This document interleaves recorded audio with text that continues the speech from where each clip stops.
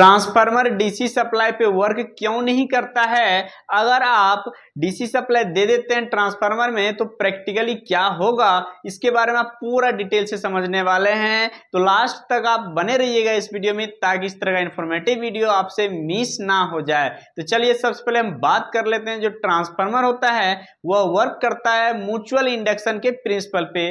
Mutual induction का principal क्या कहता है? जब कोई दो कॉइल के बीच कोई एक कॉइल में अगर आप करंट सप्लाई देते हैं, जो करंट चेंजिंग बार बार हो रहा हो यूनिफॉर्मली, तो क्या होता है दूसरे कॉइल में उस वजह से ईएमएफ इंड्यूस होता है।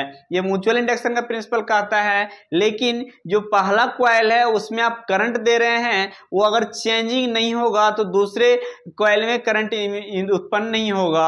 और अगर प्राइमरी कॉइल में आप डीसी सप्लाई दे रहे होते हैं तो डीसी जो है वो कांस्टेंट सप्लाई उसमें होता है, कोई चेंजिंग नहीं होता है, कांस्टेंट होता है और उसमें फ्रीक्वेंसी नहीं होता है। जबकि एसी सप्लाई में जो है उसका मैग्नीट्यूड और डायरेक्शन बार बार चेंज हो रहा होता है और उसमें फ्रीक्वेंसी होता है, जिस वजह से ये डीसी सप्लाई पे ट्रांसफार्मर वर्क नहीं करता है, क्योंकि उसका कांस्टेंट सप्लाई होता है और फ्रीक्वेंसी नहीं होता है। इस वजह से ये थ्योरी कहता है आपका म्यूचुअल इंडक्शन के प्रिंसिपल के अकॉर्डिंग ट्रांसफार्मर क्यों डीसी सप्लाई पे वर्क नहीं करता है। लेकिन अगर आप प्रैक्टिकली दे देते हैं डीसी सप्लाई ट्रांसफार्मर में तो क्या हो सकता है, आपको ये समझना है। जो ट्रांसफार्मर का जो प्राइमरी वाइंडिंग होता है इसमें आप डीसी सप्लाई देंगे तो ये जो वाइंडिंग है ना, इसका जो कॉपर का बना होता है और इसमें बहुत ही कम वाइंडिंग रेजिस्टेंस होता है। रेजिस्टेंस जो वाइंडिंग का होता है बहुत ही स्मॉल अमाउंट में होता है। अगर आप डीसी सप्लाई देंगे तो डीसी कैसा होता है, कांस्टेंट होता है, उसमें डायरेक्शन तो बदलेगा नहीं।